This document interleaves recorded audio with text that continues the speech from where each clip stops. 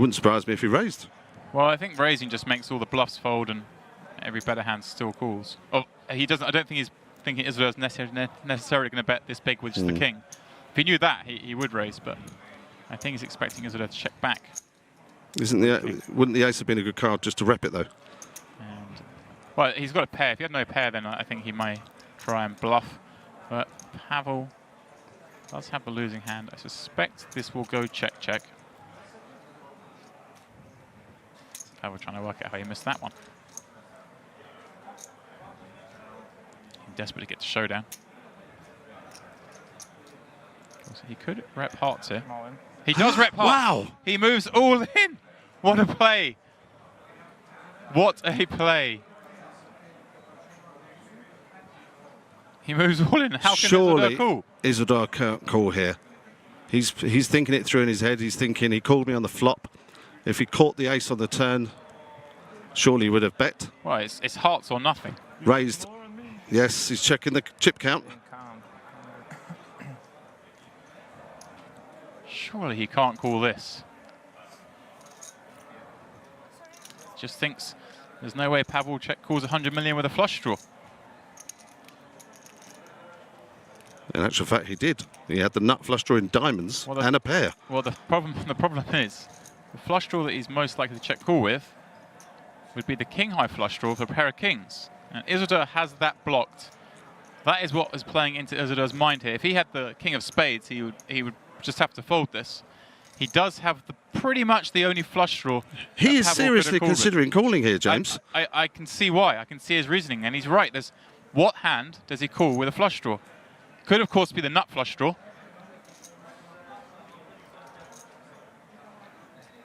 What's your feeling? I think he's going to call. On edge here. What do you think at home? I mean, like, this is phenomenal.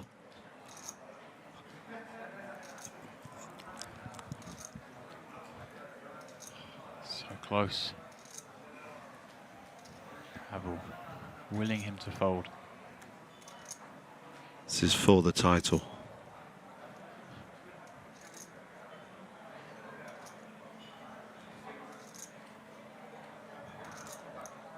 Doesn't want to call, but his gut's telling him.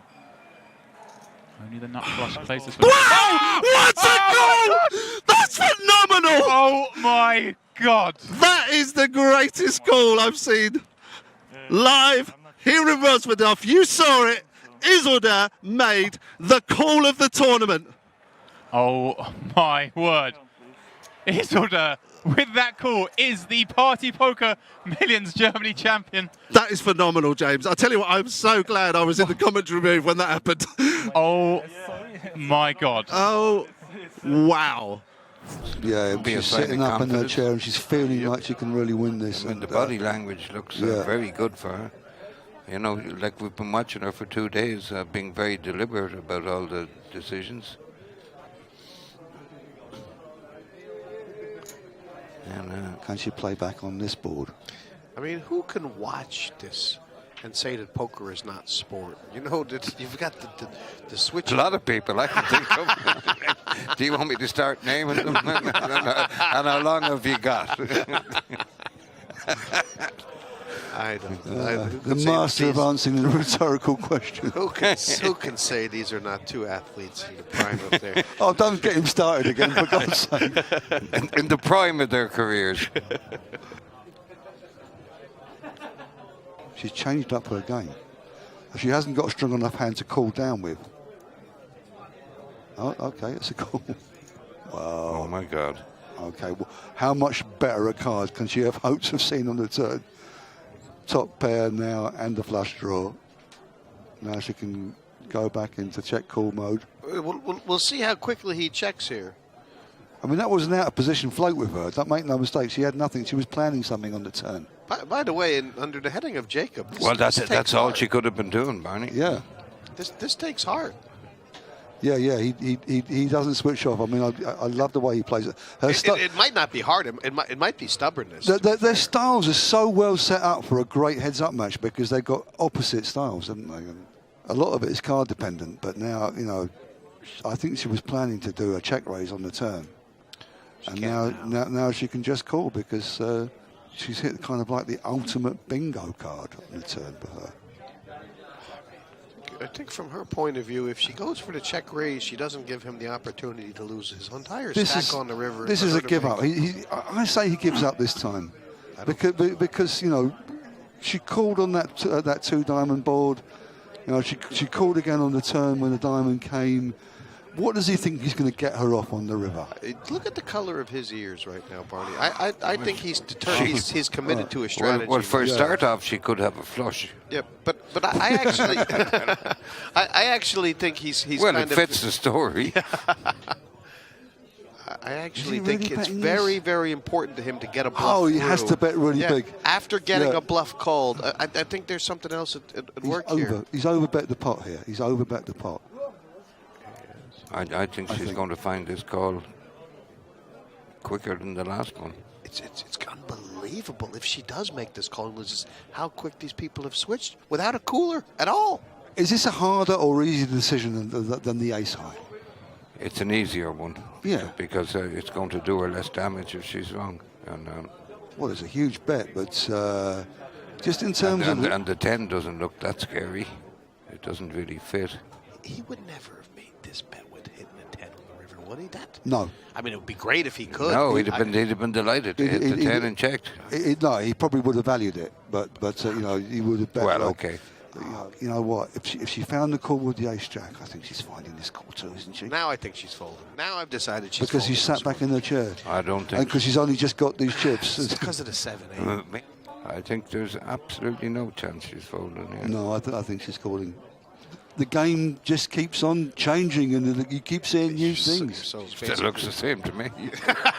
That may explain quite a lot. here she is showing something that has not been shown much before.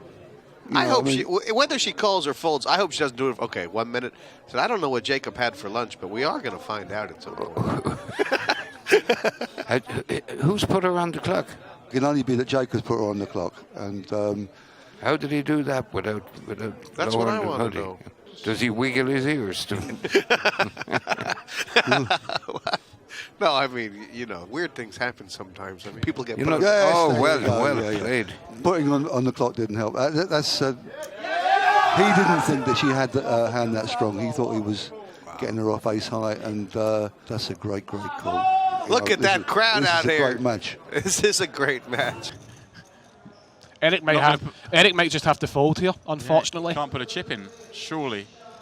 Well, the thing is, like, Mike is never bluffing, and he could easily have him crushed with the diamonds. Right, the bluffs are diamonds, aren't they? Yeah, the bluffs are diamonds. And they can't fold to a 600k stack. And it's multi-way now, it's 3 ways, so he has to rely on the play on the button not having diamonds, Mike being able to fold something. I mean, so like it's just a nightmare situation. You have to bend the 9-7 of diamonds.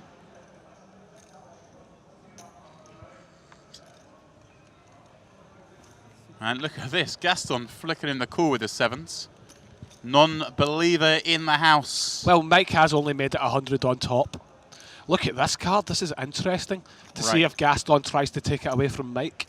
All right, Gaston perhaps could represent a hand like the nut diamond draw. Yeah, if Gaston was to bet pretty big, like 300 or something, I don't think 150 is going to do the job. He would have to bet like 300. Mike checks. Gaston bets 150, which is about a third of the pot. Mike doesn't waste too much time in flicking in the call.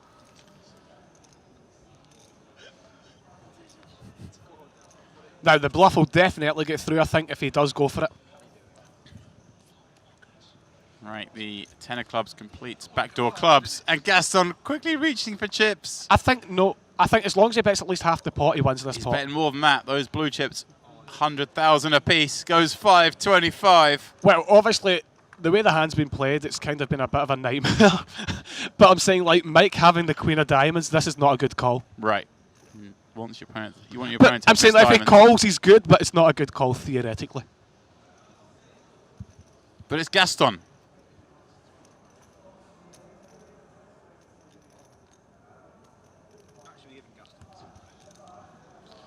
If Mike finds the call here, phenomenal. But theoretically, he should fold. Oh, look at Mike's going for the live read. this.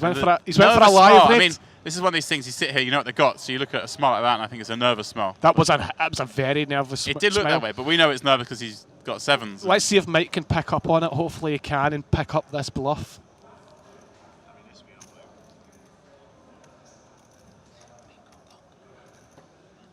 He's still humming and hawing. So here we go.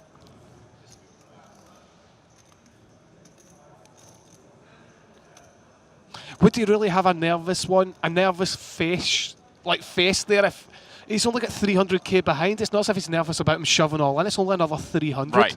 So it's one of those that's a Not massive like you're live nervous, tell. like you're making a medium value bet. Yeah, that is a massive live tell. And do you know what? Do you know what this is years of? If he calls, this is absolute years of. This is insane. This is good. If he calls here, this is just years of like knowledge and like instinct.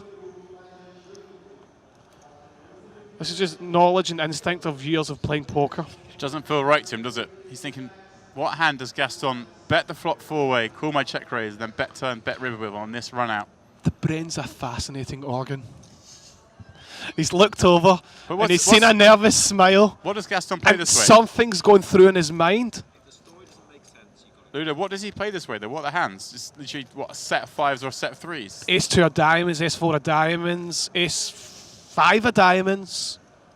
There's a lot of Ace-X of diamonds. Yeah, Mike And he flicks makes in the the call. call. What a Sees call. a pair of sevens. What a call. Honestly, I don't know. Maybe it's just looked over at him and he's seen that nervous smile and it's went into his brain and he's just acknowledged the fact that it's that instinctiveness and he's made the call. Yeah, he's... The brain is a fascinating organ. Raise to 15,000 total. Pass. Pass. That's Josh the Styler Tyler in seat 7 who's come to an inglorious end. But feel some great old TV faces here. Yeah, I remember playing with Nick Slade when I first got into poker. He was always friendly. Hadn't seen him for a few years. Check. Of course, Annette, Check. you know, famous for being that youngest WSOP Europe champion. And then her televised poker career, she's always so aggressive. 14,000. Yeah, she was like playing a cut above everybody else, I think, back then. She was playing so good. And there was not many other girls playing like her. And I think she was so aggressive. She was such a tough opponent. This hand is a bit of a sort of weird for her because here she's actually just sort of check calling, which isn't really a net at all. But the reason she got that low stack is from bluffing them all off against Slade. So now he's kind of returning the favor.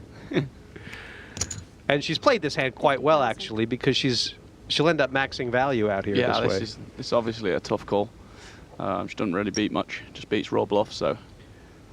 And they're always tougher at the final table as well, aren't they? Yeah, and it looks like it's a majority of a stack too, if not all of it. So, yeah, it's always hard to call when it's like most of your chips. So not only can she bet, but she can make big calls with the best of them. He mucked. Slade have to trying show to get them the much. free showdown without showing his own. Woo! Little smirk there by Net. Great call. Me. Jack 4 is not a hand. I understand. I don't have Jack 4. If I had Jack 4, I would steal. This time? Loves a cowboy hat, doesn't he, Kenna? Yeah. Total 60. Raise to 1,600. You don't really see three pairs of sunglasses as much anymore. No, all the gimmick, even the cowboy hat, you never see one of those anymore, do you? That's not a Every race. now and then when you're in It's America. like come in the pool. Sunglasses. People are so professional these Any days. two cards, guys. Any two cards can win. He started that thing with the upside down sunglasses in, I think it was like 2002. I mean, it was a long time ago. And his, he used to say he called them poker specs. He'd say, you can see them, but they can't see you. But there was like a theory to it because he could see his cards out the bottom of them. That's the theory. Oh, right, okay. You never really. Oh, okay, yeah. He did that for years. I didn't know why he did it. I thought he was trying to like set his own trend or something. Yeah, poker specs. Yeah, some Dutch thing. He reminds me of Goldmember off Austin Powers. That's a good call. He's really an awesome character, Marcel, because he always dresses so nice and carries himself so well. Yeah, he's great for the game. big bet on the river for 4,000. That's a really tough call as well. He doesn't really beat anything, so he only beats a stone bluff at this point. Call. Yeah, it was a heck of a call, really. That was a great call. Just, oh, you do have a pair. Oh my God, what a call. Yeah, that's a great call. I didn't take him for anything. Nice play. Nice call. I like the call.